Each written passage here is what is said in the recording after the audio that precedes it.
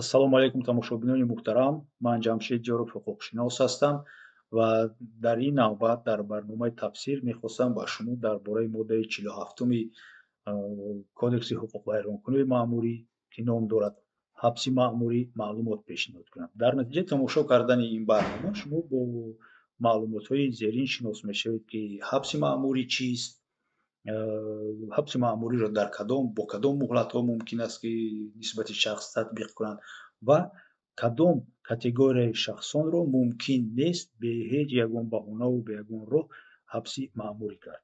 пеш аз он ки дар бораи ҳабси маъмурӣ гап занем, мо бояд гӯем ки тибқи қонунгузории Ҷумҳурии Тоҷикистон се намуди ҷавобгарӣ ҳаст: ҷавобгарии маъмурӣ, ҷавобгарии шаҳрвандӣ ва инчунин ҷавобгарии ҷиноятӣ.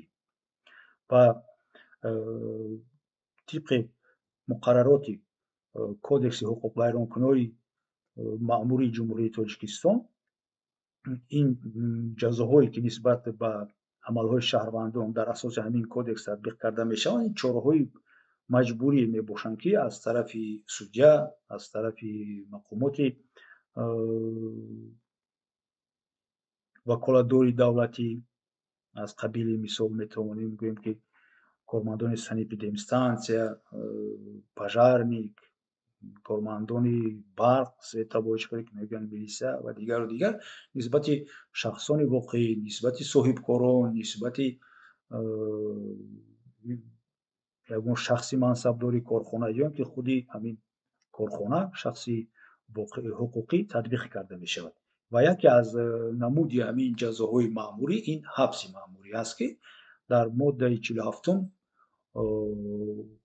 онро чунин тафсир мекунанд ки ҳабси маъмурӣ ин муваққатан маҳрум кардани шахс аз озодӣ барои содир намудани ҳуқуқвайронкуниҳои маъмурӣ ва бо роҳи маҷбуран ҷалб кардани ӯ бо меҳнати ҷамъиятӣ тибқи шартҳо ва тартиби муайян намудаи ҳукумати Ҷумҳурии Тоҷикистон иборат аст. Яъне ин ҳамин мафҳуме ки қонунгузор навистааст.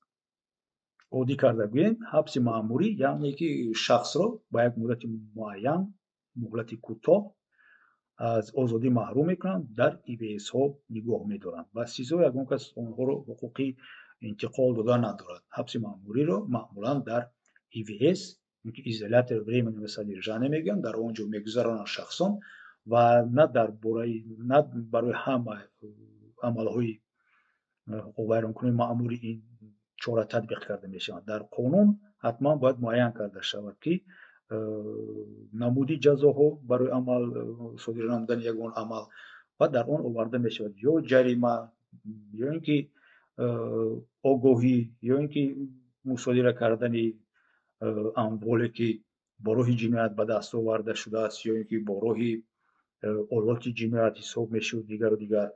Ва агар ишора карда шавад ки ҳамчунин ҳабси маъмурӣ низ шояд татбиқ карда шавад, дар ҳамин маврид дар асоси қарори суд ё ин ки фақат дар асоси қарори суд мумкин аст ки шахсро ҳабси маъмурӣ кунанд. Ва аз оғози парвандаи маъмурӣ то ба ҳабс гирифтани ин шахс набояд ки муҳлат 24 соат зиёд гузарад. Инро ҳам ба назар гирифтан лозим аст. Ба кадом муҳлат шахсро мумкин аст ки ҳабси маъмурӣ кард?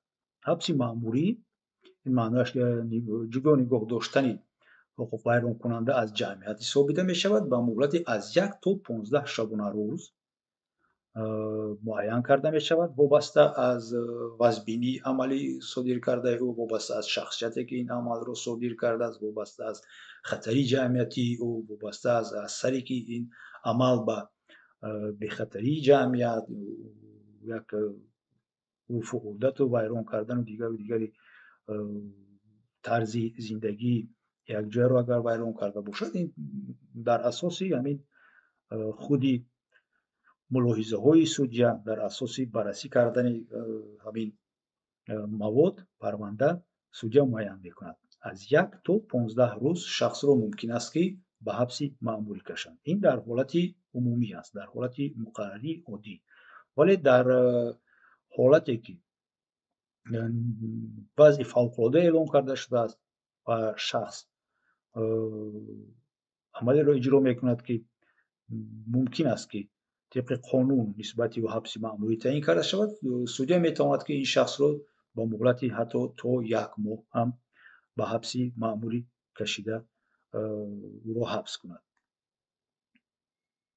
ҳеҷ хеле ки гуфтем, дар қонун фақат дар ҳолатҳои истисноӣ барои содир намудани амалҳои муайяне ки дар ҳамин кодекси мурофиаи дар кодекси ҳуқуқбайронкунии маъмурӣ оварда шудааст, шахсро мумкин ки як аз намуди ҳамин ҷазоҳои маъмурӣ ҳабс таъин карда шавад. Вале нисбати якчанд категорияи шахсон бо ҳеҷ роҳе мумкин нест ки ҳабс татбиқ карда шавад. Ин зани ҳомила мебошад.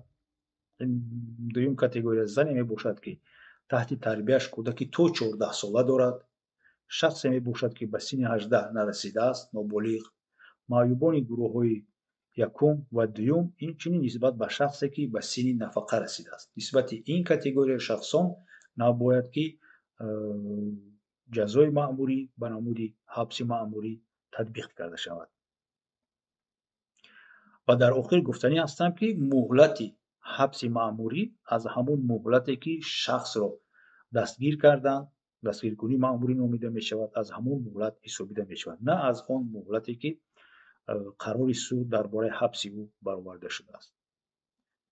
тамошобинони гиромӣ, ташаккур барои тамошо кардани барномаи мо. Инчунин дар охири барнома мехостам боз як бори дигар аз шумо хоҳиш кунам ки ҳарчи бештар, ҳарчи тезтар касе ки обуна нашудааст ба канали мо обуна шавад. лайку комментариҳои худро фаромӯш накунед, то ин ки бо лайку комментариҳои шумо бо обунаи шумо ҳарчи бештар шаҳрвандони мо метавонанд бо ҳуқуқ ва озодиҳои худ шинос шаванд.